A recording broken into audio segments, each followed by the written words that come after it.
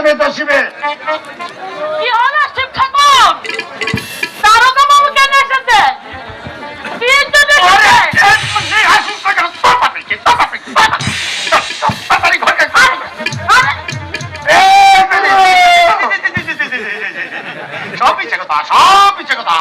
আমি তো মদ কখনো ছুই না, তোলা তো দূরে থাক।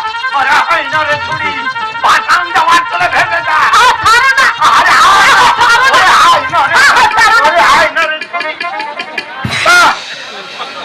তাহলে ভালো চলছে।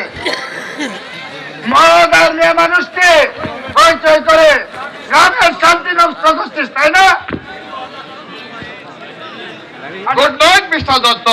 আপনি আপনার এখানে মানুষরা ভাষণ শুনতে এসেছিলাম। বলেন কি স্যার? যত সব চুর গুন্ডার মাঝখানে আপনি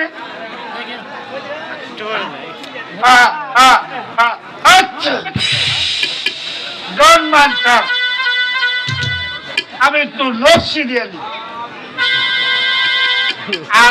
আপনি অভ্যাস নেই, আমারও ছিল না স্যার। মেরি বেবি আমার ওয়াইফ আমার লস্যি দেওয়াটা পছন্দ করে না। হঠাৎ এদের আনন্দটুকু নষ্ট করে দিতে এলেন কেন? বলবেন না স্যার, বলবেন না। ওই বেটা শিবে যত নষ্টের মূল। দেও বাবাটাকে আজকের কোথাকার ভদ্রলোকের মেয়েদের সঙ্গে কি মদন ম্যাডাম মানা করেছিল বলে ঈদ করে মাথাটা পাঠিয়ে দিয়েছে।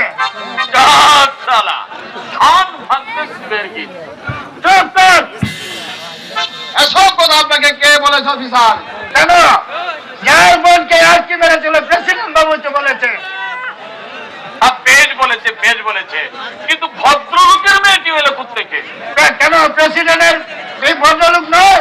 আরে মশাই, ওরা যদি ভদ্রলোক হবে তাহলে ভদ্রলোক গুলো কি?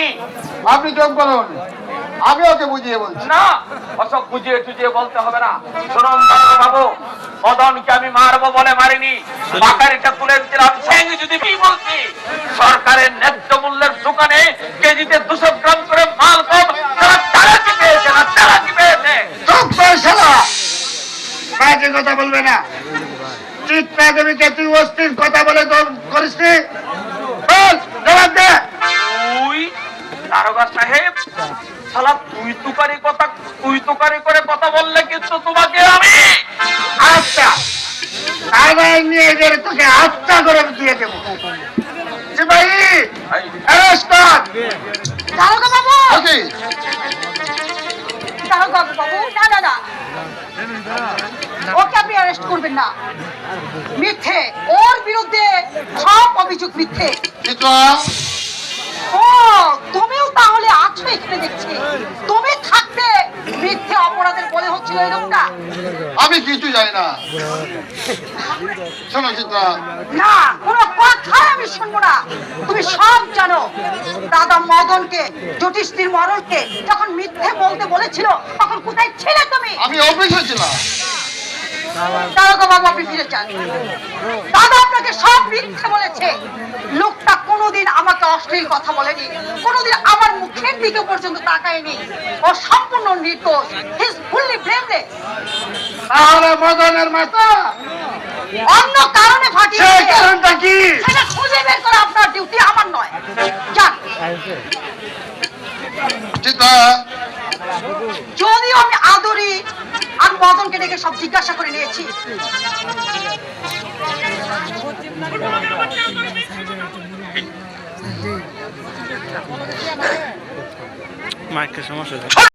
তোকে মিছে কথা বলেছে।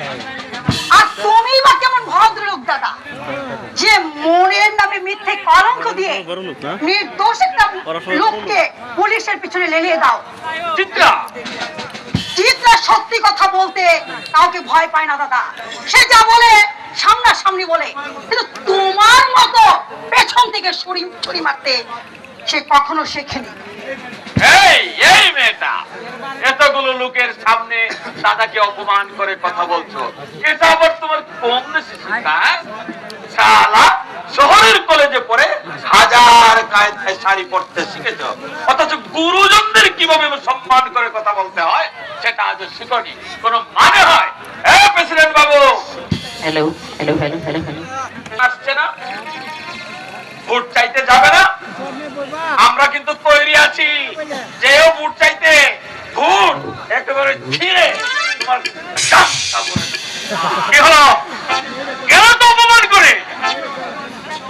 এমনি অপমান যদি 10 বছর আগে তোমরা আমাকে করতে দাদা, তাহলে আজকের এই অপমাননা আমাকে সহ্য করতে হতো না, সহ্য করতে হতো না।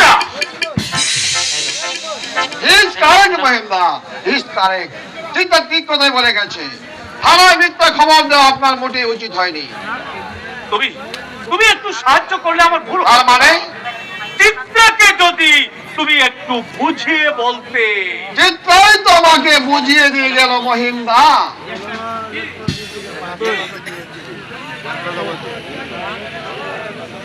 কি কুমুদ? প্রত্যেক মানুষের হৃদয়ে ঘুরে লুকে তাকে সত্যের আলো, লোভ লালসা, আত্মসুখের কালো অন্ধকার যতই তাকে নিভিয়ে দিতে যাক না কেন, একদিন সেই সত্যের আলো মুছে যে মানুষের অজ্ঞানতা কালো অন্ধকার।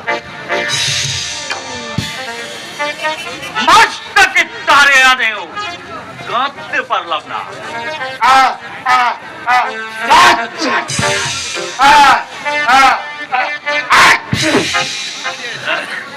ভালো কথা মনে করলেন।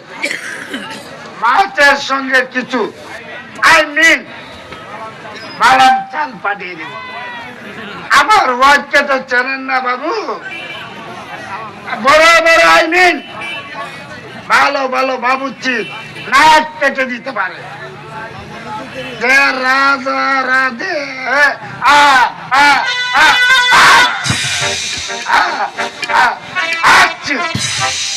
আসুন, আপনার সঙ্গে আমার কথা আছে। ইন্দ্রটাকে সরিয়ে দিয়ে শিবের একদিকে পাঁজর ভেঙে দিয়েছে, যেমন করে হোক আর একদিকের পাঁজর আমাকে ভাঙতেই হবে।